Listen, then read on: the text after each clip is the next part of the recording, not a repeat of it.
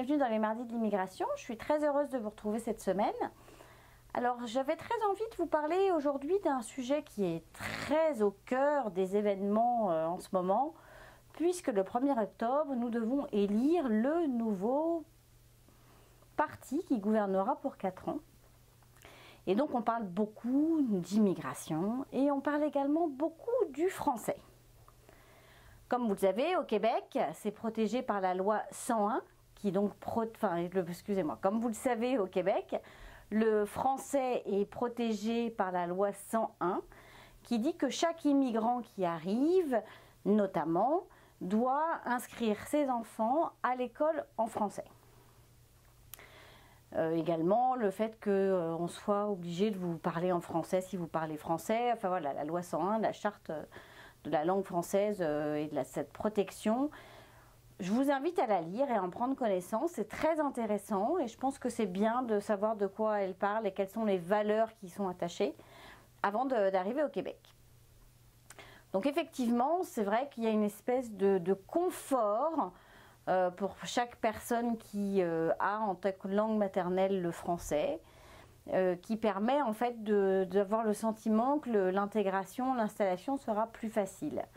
Et je dois reconnaître que oui, c'est vrai que ça permet en fait de pouvoir échanger, sachant qu'il y a déjà d'autres petites choses qui parfois bousculent, c'est vrai que ça offre un certain confort. Par contre, ne vous méprenez pas sur le fait qu'il est malgré tout important de parler anglais. Alors peut-être pas dans toutes les professions, il y a certainement des professions dans lesquelles on en aura peut-être un peu moins besoin, voire pas besoin. Mais malgré tout, dans certains métiers, notamment tout ce qui est en rapport avec la vente, tout ce qui est en rapport avec les services à la clientèle, tout ce qui est en rapport avec le fait d'avoir à parler en fait avec, à rencontrer d'autres personnes ou à servir d'autres personnes, etc. N'omettez pas ce fait-là, ne partez pas, j'avais déjà raconté cette histoire, mais de ces gens qui étaient partis parce que c'est vrai que le Canada, le Québec font la promotion de la langue française au Québec et de la langue française même au Canada. Et on va vous dire que dans telle ou telle région, dans telle ou telle province même, on va vous accueillir, c'est bien que vous parliez français, que c'est fabuleux. Mais il y a des gens qui se sont cassés les dents, qui pensaient vraiment que parce qu'ils parlaient français, on allait leur ouvrir toutes grandes les portes. Et au bout de 5 ans, ils ont réalisé qu'ils ne trouvaient pas de travail dans leur domaine, qu'ils n'y arrivaient pas parce que justement, ils ne parlaient pas du tout l'anglais. Donc ça, c'est vraiment important. Maintenant, c'est sûr que si vous trouvez un emploi en région, au Québec, pas forcément sur Montréal, mais en région, il est possible que vous ayez moins besoin de l'anglais, mais malgré tout, renseignez-vous bien sur cette profession. Il y a vraiment des métiers dans lesquels c'est important et dans lesquels vous allez en avoir besoin. Donc ne vous méprenez pas sur la promotion qui est faite. C'est vrai que de vivre au Canada, de vivre au Québec, c'est fabuleux. C'est vrai qu'on y vit très bien. C'est vrai qu'on apprend plein de belles choses. La culture est très intéressante. Mais n'oubliez pas qu'il faut quand même avoir quelques notions d'anglais. C'est toujours mieux. Cette semaine, on va à nouveau faire un petit tour d'horizon avec Valérie sur les permis et les visas. Et également avec Fabrice, on vous emmène en balade. On est parti se promener dans un quartier de Montréal et on s'est posé dans un très bel endroit. Donc je vous laisse découvrir ça en fin d'émission. Allez, on se retrouve tout de suite après la pause. Conseil de pro vous est présenté par Valérie Flatt, consultante réglementée en immigration canadienne. Bonjour Valérie. Bonjour Géraldine. Bon alors aujourd'hui, cette semaine, c'est ton tour de m'annoncer le sujet que tu as choisi. Ah, c'est à moi, super. Enfin. Bon, alors, programme de l'expérience québécoise. PEC. Le PEC. Parce qu'on a vu, ARIMA, c'était pour les gens qui veulent obtenir directement la résidence permanente depuis l'extérieur. Maintenant, on va parler des gens qui sont ici et qui ont une expérience québécoise. Alors, qu'est-ce que c'est que québécoise. Explique-nous. Donc, le programme de l'expérience québécoise, c'est pour les gens qui ont une expérience de travail ou d'études au Québec. D'accord. Donc, j'ai étudié au Québec un certain nombre d'années et puis surtout de diplômes éligibles sous le programme de l'expérience québécoise. Alors, attends, répète. De diplômes éligible. Parce qu'est-ce que c'est que le diplôme éligible? Parce qu'il y a des diplômes qui sont reconnus pour le programme de l'expérience québécoise, qui sont par exemple le doctorat, la maîtrise, le baccalauréat, le DEC, le DEP, mais seulement si vous faites 1800 heures. Enfin, c'est très spécifique, c'est sur le site du Midi. Donc c'est bien expliqué ça. C'est bien expliqué, il y a les 6 programmes qui sont admissibles. Donc le site du Midi, je le répète, www.immigration-québec.gouv.qc.ca. C'est long. Donc normalement quand vous tapez dans Google Midi, Immigration Québec, vous allez y arriver tout de suite. C'est ça. Ouais. C'est plus simple parce que le site en soi il est dur à taper. Donc là vous allez trouver la liste des diplômes qui vous donnent la possibilité de faire la demande de résidence permanente directement à la fin de vos études. Donc vous faites votre petit programme d'études et à la fin vous enclenchez le certificat de sélection du Québec et résidence permanente. Donc toutes les études ne mènent pas à la résidence permanente. À la résidence permanente et au programme ne correspondent pas au programme d'expérience québécoise. Non, ok. Pas toutes. Donc si vous voulez arriver, donc si vous n'êtes si vous êtes déjà là, oui, je vous souhaite d'avoir le bon diplôme. Et sinon? Sinon vous pourrez toujours faire peut-être un espèce de trouver un emploi ou... Ah oui, alors à la fin de vos études, non mais je dis sinon vous pouvez peut-être refaire des études c'est ça, ça peut être refaire il y a des tremplins entre diplômes où on peut essayer de culbuter sur autre chose. Ouais. En tous les cas, vous êtes là, vous voulez restez-y, posez des questions à Valérie. Parce que après ça, si vous avez choisi un diplôme sur un établissement désigné, normalement c'est forcément un établissement désigné parce que sinon vous n'aurez pas vous donner votre permis d'études. Normalement, les diplômes vous donnent en fait votre diplôme, tout type de diplôme, mais là aussi sur le site du Midi, non là c'est CIC par contre, ils vont vous dire si votre diplôme vous donne accès à un permis de travail post-diplôme. C'est ça. C'est-à-dire qu'à la fin de votre diplôme, vous allez avoir droit à une période un permis de travail ouvert qui va vous laisser le temps finalement de mettre votre l'expérience, les connaissances acquises pendant votre programme dans une expérience de travail. Et c'est ça, et on vous redonne le même nombre d'années que ce que vous avez étudié ou de mois. Il faut avoir étudié au moins 8 mois. C'est ça. Pas un cours de langue, les cours de langue ne marche pas.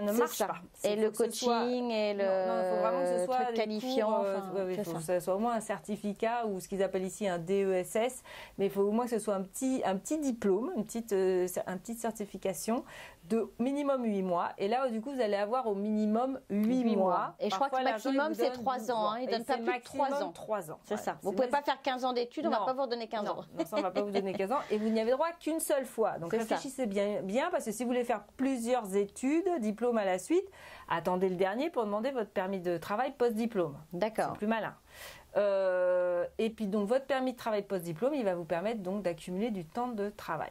Donc si votre diplôme n'était pas reconnu pour le permis d'expérience québécoise, on peut quand même demander le permis de travail post-diplôme. Oui. D'accord. S'il est reconnu pour le permis de travail post-diplôme. C'est toujours pareil, il y a des diplômes il y a aussi des diplômes qui ne le sont pas. Qui ne le sont pas. Donc, il faut faire attention. Donc, c'est bien de se renseigner avant d'arriver quand même. Alors, ceux qui sont déjà là, voilà. C'est un peu late, mais vous pouvez vérifier quand même. Généralement, ils l'ont fait. Ils ont fait le travail parce que c'est facile. Les diplômes qui ne vous donneraient pas le permis de travail post-diplôme, c'est parce que ce sont des diplômes qui ne sont pas reconnus par le ministère de l'Éducation, en gros. C'est ça. Donc, une fois de plus, on fait ses devoirs et on se renseigne bien avant de choisir une formation. Voilà. Parce qu'en plus, ça coûte cher. Généralement, les formules là, qui ne donnent accès à rien, c'est les formules en plus les plus chères. Qui coûtent très cher et qui mène à rien. Donc on ne fait pas ce genre de formation. Donc, mais généralement ça se passe bien. Donc on a son petit permis de travail post-diplôme. Et là, du coup, on va pouvoir peut-être, à défaut de se qualifier pour le programme de l'expérience québécoise sous le volet des études, on va peut-être pouvoir se qualifier sous le volet de l'expérience de travail. Parce qu'on va travailler. Alors, on espère que pour vous, vous allez obtenir un permis de travail pour 12 mois, parce qu'il faut travailler 12 mois au minimum. Combien d'heures minimum sur ces 12 mois? Donc, pour le programme d'expérience québécoise sous le volet des travailleurs, il faut travailler 12 mois, 30 heures semaine, minimum, salarié, on ne peut pas travailler à son compte, et le mi-temps, ça ne marche pas. D'accord. Alors d'ailleurs, à ce sujet, oui. Je vais faire une petite parenthèse, mais pour ceux qui ont choisi d'immigrer par le permis d'études et qui basculent donc en post-diplôme, en visa de travail post-diplôme, c'est ça?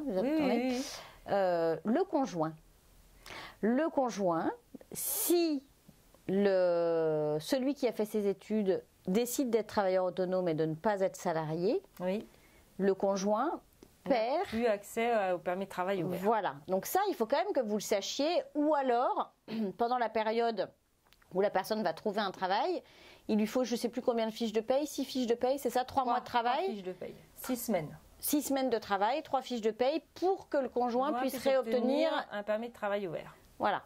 Donc, alors d'ailleurs, ma question, alors, elle me vient comme ça là d'un coup, mais qu'est-ce qui se passe si le conjoint a déjà un travail?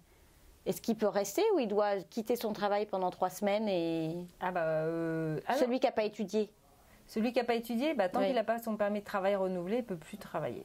D'accord, donc il doit quitter son entreprise le temps de faire... C'est-à-dire que s'il est sous statut implicite, si tout s'est bien fait dans le déroulement et puis qu'on a réussi à demander l'extension avant la fin de son permis de travail actuel, il n'y a pas de problème.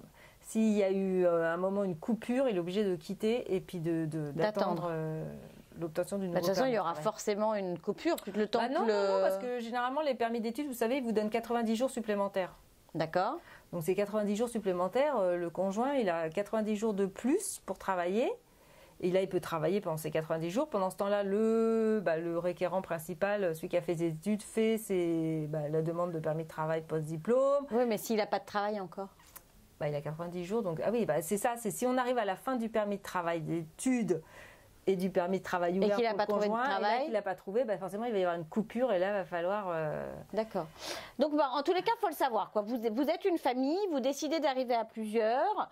Il y en a un, vous arrivez sur le permis d'études de l'un. Voilà, il faut quand même savoir qu'au moment où vous avez basculé sur le permis de travail post-diplôme, faut bien s'organiser. C'est ça. Et puis même de toute manière, il faut maintenir son statut de visiteur, c'est-à-dire que le conjoint, en aucun temps, vous arrivez comme par exemple là en août, généralement c'est le 31 août que les permis d'études se terminent. Au 31 août, il faut avoir fait une demande de quoi que ce soit, au moins d'extension de statut de visiteur pour pouvoir rester au Canada. Et puis on espère pour vous, vous aurez fait la demande de permis de travail. Et quoi qu'il arrive, il faut passer sur le post-diplôme avant de faire la résidence permanente ou ils peuvent passer directement? Moi je dirais faites-le tout de suite parce que vous n'avez que 90 jours pour le faire. D'accord. Donc ça c'est la course contre la montre pour obtenir tous les documents et envoyer la demande parce que... Sinon après on ne peut plus rien faire. Vous ne pouvez plus la demander. Vous n'avez que 90 jours après la fin de vos études pour faire cette demande de permis de travail post-diplôme.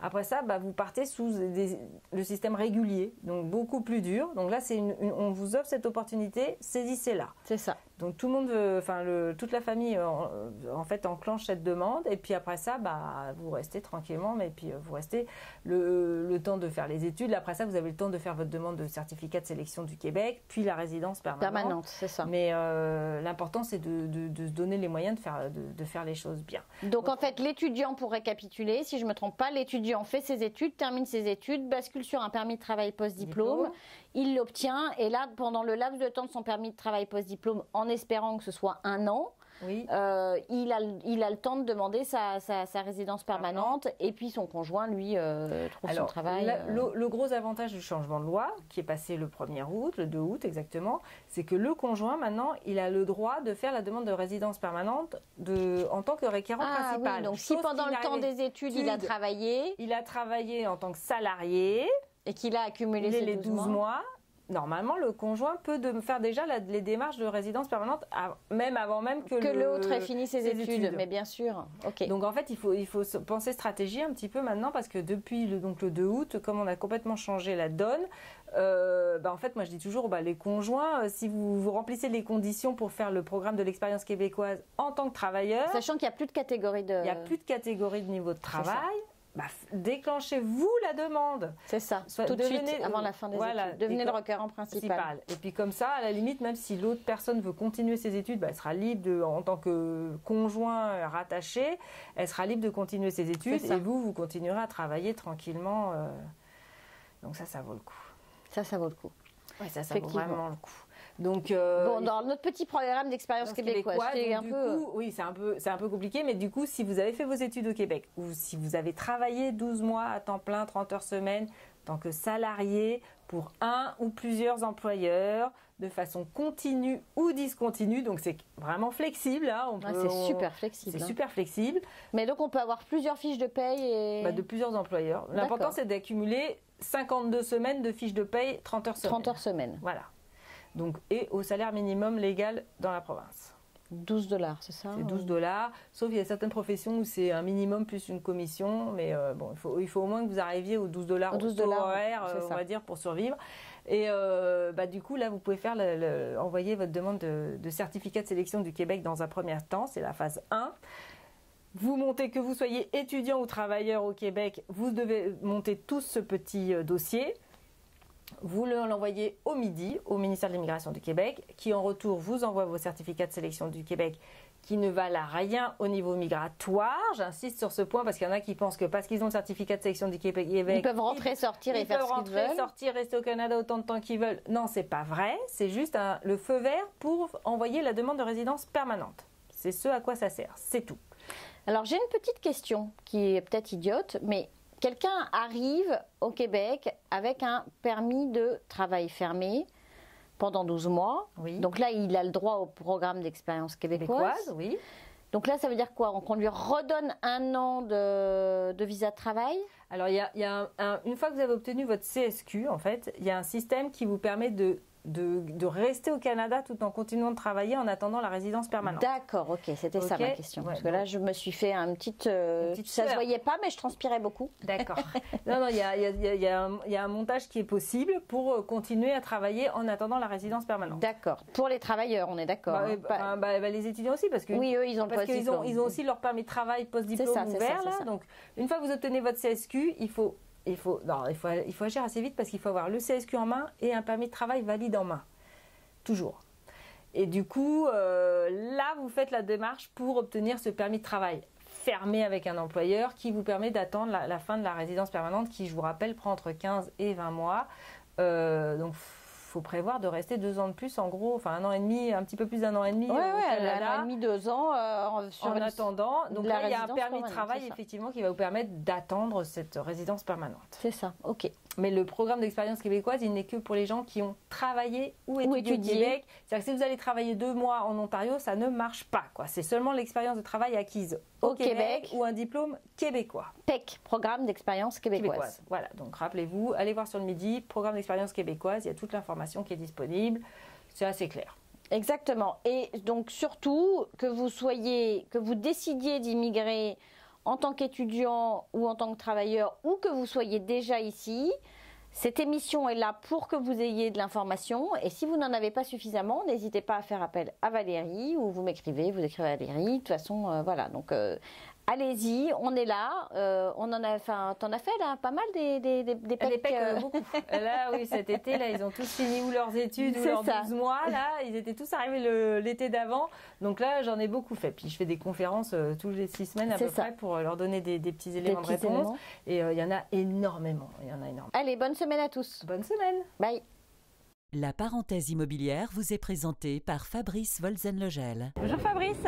Bonjour Géraldine, comment ça va? Bien. Eh bien écoute, on profite du beau temps aujourd'hui. Extraordinaire, hein. Alors on précise un peu où on est, je te laisse nous dire tout ça. Donc on est sur l'esplanade de l'Oratoire Saint-Joseph, dans le quartier NDG, c'est ça, Côte-des-Neiges. Côte-des-Neiges. Pardon, je confonds toujours les deux. Côte-des-Neiges. Voilà, donc c'est vrai que raconte-nous un peu magnifique quartier. La volonté qu'on avait un petit peu, c'était de sortir pendant que le temps le permettait encore, et de vous présenter des quartiers qu'on aime bien, des quartiers où il y a entre guillemets de l'intérêt pour des nouveaux arrivants. Exactement. Vous en parler un petit peu plus, à la fois sur purement des critères un petit peu historiques, un petit peu démographiques, et puis de l'immobilier, de façon à ce que vous ayez une vision claire de où vous pouvez arriver, de qu'est-ce que ça implique. Exactement. Alors vas-y, dis-nous. Alors, m'excuserez, j'ai des notes, mais je ne connais pas tout par cœur non plus. Donc j'ai pris des notes. On peut faire des petites recherches quand même si on veut à peu près vous donner de l'information pertinente. Alors évidemment, comme toujours, il y a de l'information qui vient de l'information type Wikipédia, des statistiques qu'on peut avoir, Statistique Canada centriste. Donc ça, c'est des faits très, on va dire, factuels. Et puis il y a un petit côté qui va être notre avis, notre opinion, etc. Émotionnel. Et puis par l'expérience de l'immobilier, par l'expérience d'installer des gens. Mais vous dit. Mais on ne sait pas tout. Mais on ne sait pas tout. Donc voilà, donc juste pour vous dire qu'il y a à la fois du factuel et puis il y a des choses qui sont plus notre ressenti. Alors on est donc dans le quartier de Côte-des-Neiges, qui est souvent associé Côte-des-Neiges Notre-Dame-de-Grâce. Mais aujourd'hui on va parler uniquement de Côte-des-Neiges, qui en fin de compte est au centre de l'île, sur le versant ouest et du Mont-Royal. Et puis il y a le chemin, chemin de la Côte-des-Neiges qui traverse ce quartier. Un tout petit peu d'histoire, rapidement, ça a été découpé, donc l'arrondissement ici, en 1698, à l'époque de la Nouvelle-France. Donc c'est pas récent. Et ça a été annexé à Montréal en 1910. D'accord. Alors, pour vous situer un petit peu, on a à la fois autour de nous donc Notre-Dame-de-Grâce comme autre quartier, on a Outremont, on a Hampstead et on a Westmount. Ouais, donc, globalement, et puis un petit bout de Saint-Laurent aussi au bout de Côte-des-Neiges, juste pour vous situer. Donc on est vraiment au milieu de l'île. C'était un quartier de tannerie à l'époque. C'était un quartier qui a vécu pendant des années sur l'activité de tannerie et puis de l'activité agricole. Et ça a commencé à se développer juste après la Seconde Guerre mondiale, dans les années 45. C'est là où ça s'est tout urbanisé. Oui, c'est ça. Il y a eu un problème, entre guillemets, de logement démographique. Ils ont accentué... Sur le quartier qui est vraiment, on est à 5 km maximum du centre-ville. Oui, donc on est vraiment pas loin du tout. Et justement, ce facteur a eu une influence sur le fait qu'il y a énormément d'hôpitaux qui sont installés ici, puisqu'il y en a 7. 7, et ils sont venus s'installer au début du XXe siècle pour une raison toute simple, c'est que justement on n'était pas à côté du centre-ville et pas à côté de foyers d'épidémie, comme il y avait une forte densité de population. C'était venu s'isoler un peu et c'est pour ça qu'ils sont venus dans ce quartier. Autre date marquante de ce quartier-là, 1930, l'Université de Montréal qui est venue s'installer et qui a été le début de l'installation de pas mal d'écoles, notamment donc l'Université de Montréal, on en a parlé, mais HEC, Polytechnique, qui sont des écoles satellites. Et puis on a aussi d'excellentes écoles dans ce quartier-là, qui sont entre guillemets Brébeuf notamment et d'autres. Et puis une école française, l'une des 2 écoles françaises sur Montréal, qui est Marie-de-France, qui est juste derrière nous, là derrière, juste en face. Il y a le collège Notre-Dame qui est aussi québécois francophone. Québécois francophone qui est un excellent, très belle réputation. Et puis juste pour la petite histoire, ici donc on est sur le site de l'Oratoire qui a été construit en 1955. On vous invite à venir visiter. On vous invite parce que les beaux jardins, c'est très beau, la vue est magnifique. Et donc c'était sur le site d'une chapelle qui avait été installée par le père André, en 1904. Voilà. Et ça a été construit en 1955. 1955, ce qu'on a derrière nous, oui, tout à fait. Alors, on a 6 quartiers, je ne vais pas tous vous les citer, vous pouvez regarder la carte, etc. Puis si vous avez des questions précises, mais il y a 6 quartiers distincts dans ce quartier donc de Côte-des-Neiges. C'est le 2e quartier le plus peuplé de Montréal, après le plateau Mont-Royal, avec plus de 100 000 personnes qui habitent ici. C'est un quartier très multiculturel, parce qu'il y a énormément d'immigrants, puisque 53% des gens qui habitent ce quartier sont des immigrants, dont 18% des immigrants récents. C'est plus du double de tous les autres, entre guillemets, des moyennes des autres quartiers de Montréal.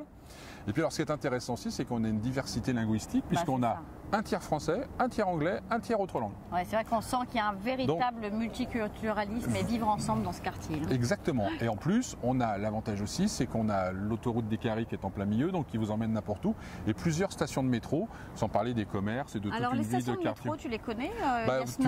Tu as Snowdon, Villa Maria, je crois, qui est un peu plus bas, et puis il y en a une autre qui est un petit peu plus haut que j'ai mangé. Il y a Côte-des-Neiges qui est juste à côté.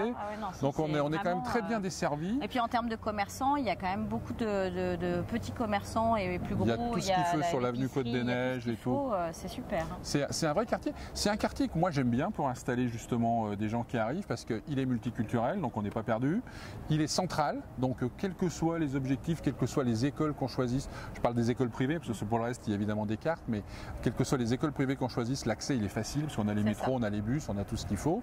On trouve différents types de logements et tout, donc c'est intéressant et ça reste un quartier qui est relativement abordable, je dirais, pour Montréal. D'ailleurs, il y a une boulangerie française. Et il y a une boulangerie, je dirais même peut-être plusieurs boulangeries françaises. J'en suis sûr. Bon, je vous laisserai découvrir. Voilà, vous découvrirez, etc.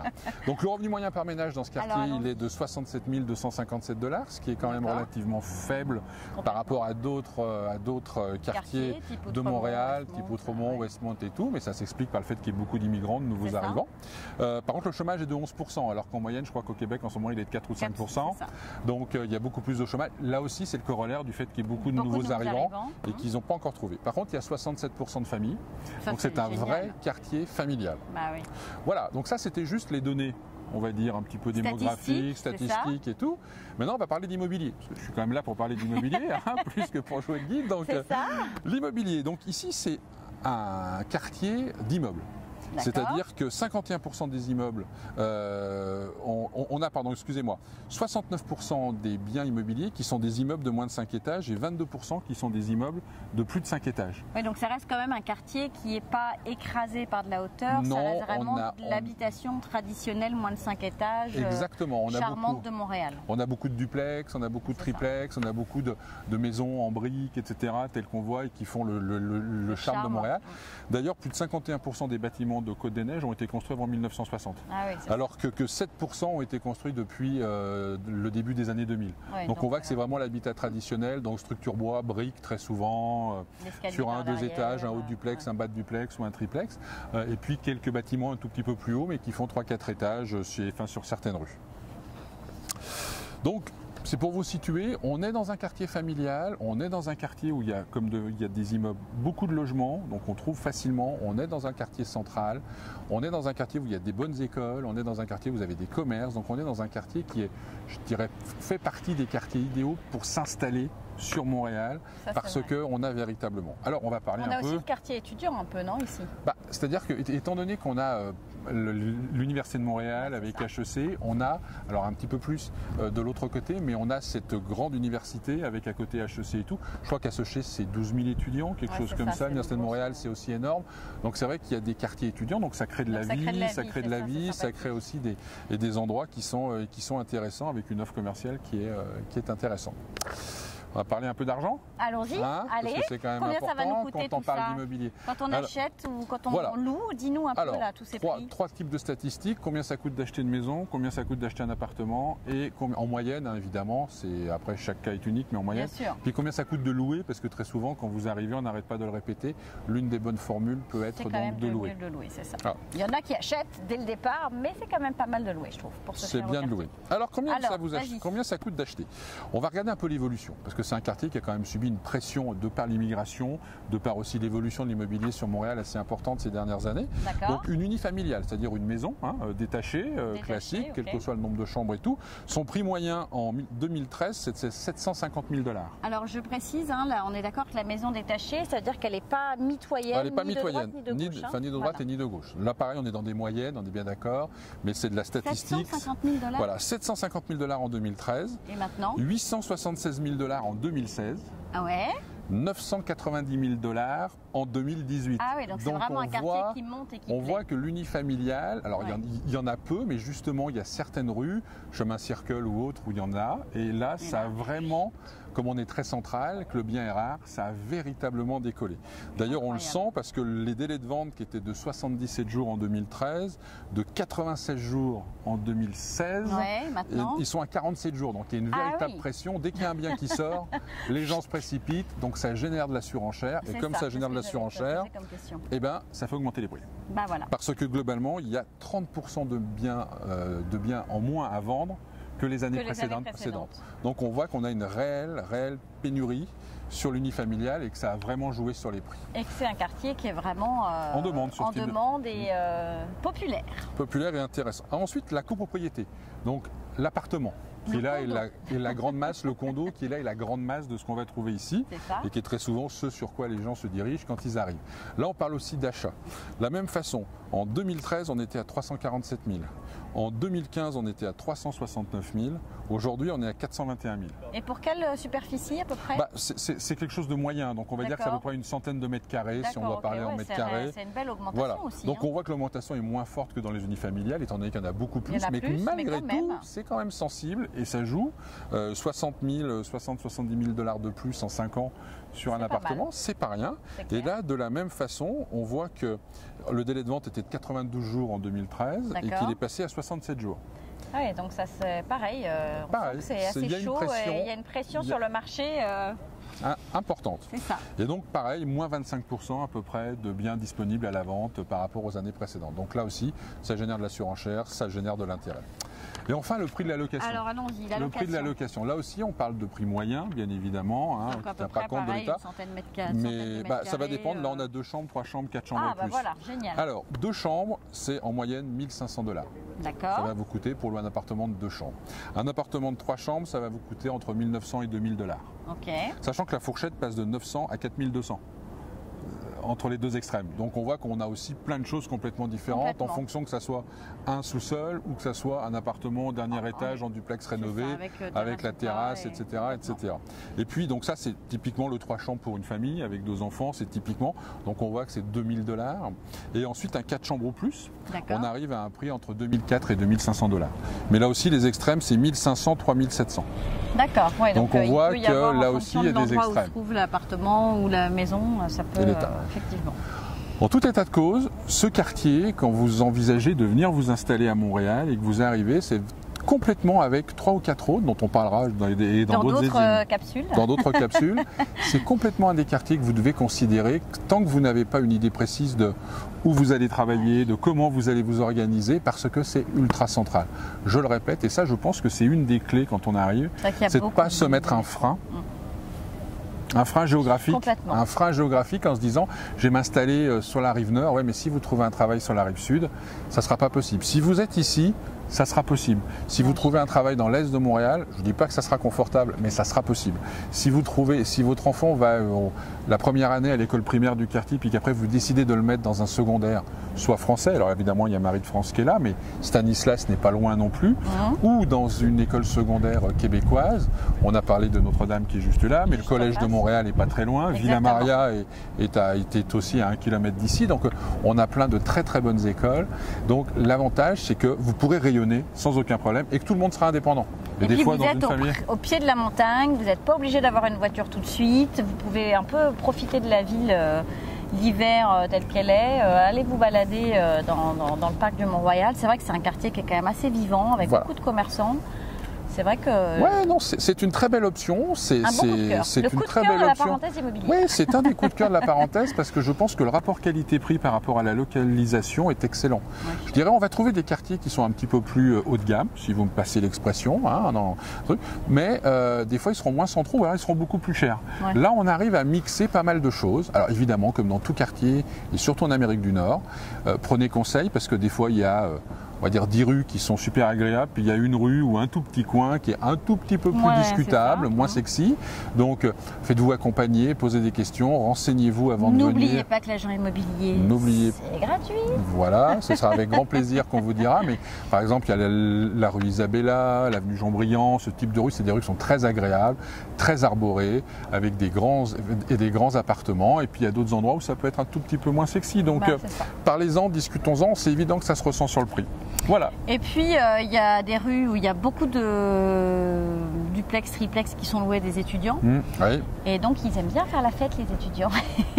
C'est sûr que si vous allez véritablement vers HEC, vers Willowdale, ce qu'on appelle Willowdale ou autre, la probabilité que vous ayez des étudiants pas loin, pour pas dire au-dessus et au-dessous, est quand même relativement importante. Donc ça veut dire qu'ils sont charmants les étudiants, etc. Mais des fois le samedi soir, c'est la fête, mais ça fait aussi le charme de Montréal.